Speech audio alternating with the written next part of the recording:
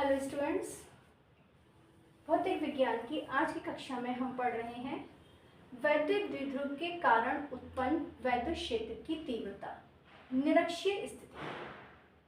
वैद्युत द्विध्रुव अर्थात दो आवेश हैं, परिमाण में समान है, प्रकृति में विपरीत है, -q और +q, एक दूसरे से अल्प दूरी 2l पर स्थित है।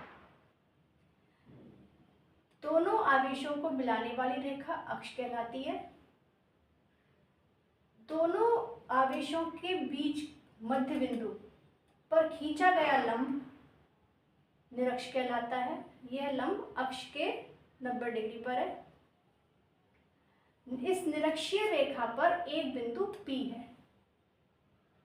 ये बिंदु द्विध्रुव के मध्य बिंदु से r दूरी पर है। इस बिंदु पर हमें वैद्युत क्षेत्र की तीव्रता ज्ञात करनी है पूरे द्विध्रुव के कारण। और द्विध्रुव में दो आवेश हैं, -q और +q। तो हम क्या करेंगे, दोनों आवेशों के कारण बिंदु P पर वैद्युत क्षेत्र की तीव्रता निकालेंगे और फिर उन दोनों ही तीव्रताओं का हम योग करेंगे, सदिश योग करेंगे, क्योंकि वैद्युत क्षेत्र की तीव्रता एक सदिश राशि है। तो हम देखते हैं +q के कारण बिंदु P पर वैद्युत क्षेत्र की तीव्रता क्या होगी, E1 = kq/r² + l²। O से लेके +q की दूरी l हो गई और O से लेके P तक की दूरी r दी गई है। ये r और ये l, तो ये वाली दूरी P से लेकर B तक की दूरी कितनी हो गई, √r² + l²। और इस दूरी का वर्ग √ हट जाएगा, r² + l²।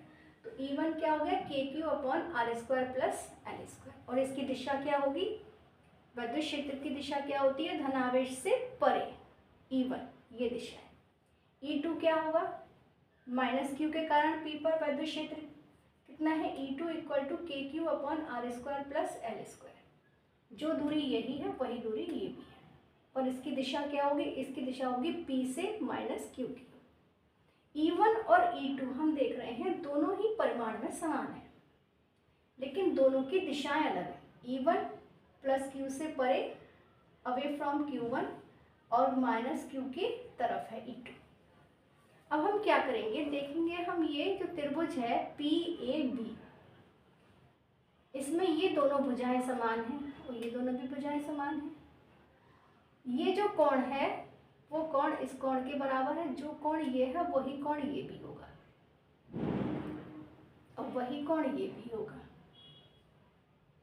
तो E1 वेक्टर को हम रिजॉल्व करेंगे दो कंपोनेंट्स में, एक तो थीटा कोण पर और एक इसके लंबवत, यानी कि एक तो हमारे अक्ष के समांतर हो जाएगा और एक निरक्ष की दिशा में हो जाएगा।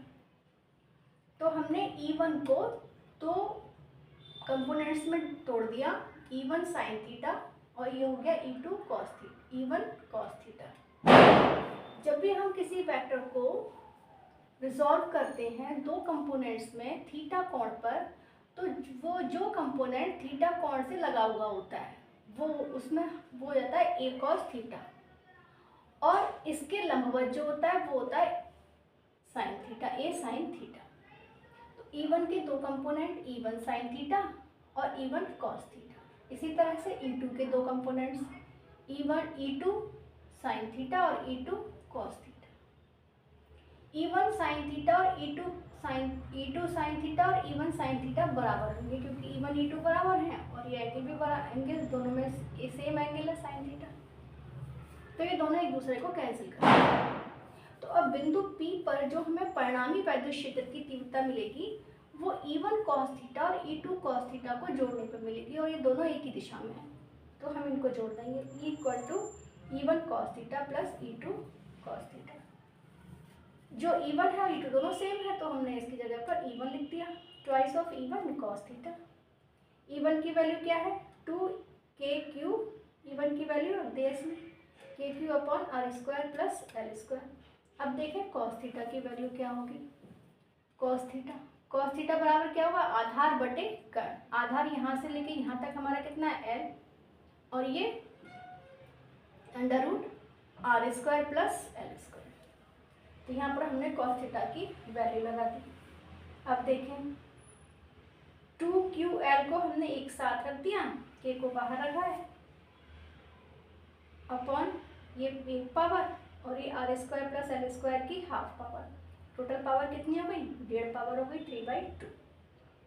2QL की जगह पर हम क्या रख सकते हैं?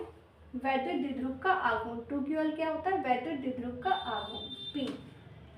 तो इसकी जगह पर हमने P रख दिया, KP upon R² plus L² की पावर 3/2। अब देखिए जो L है वो बहुत छोटा है और L² और भी छोटा हो गया, तो हम L² को छोड़ सकते हैं। हमने L² को छोड़ दिया, R² की अब हमारे पास क्या बचा? R² की पावर 3/2।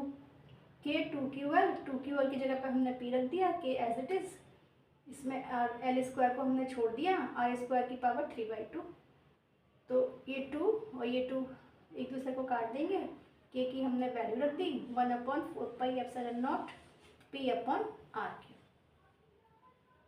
अब हमको ये इसकी न्यूमेरिकल वैल्यू आ गई। अब इसकी दिशा भी बताएंगे। E = K की जगह पर 1/4πε0 P अपॉन R3 न्यूटन पर कूलम SI सिस्टम में।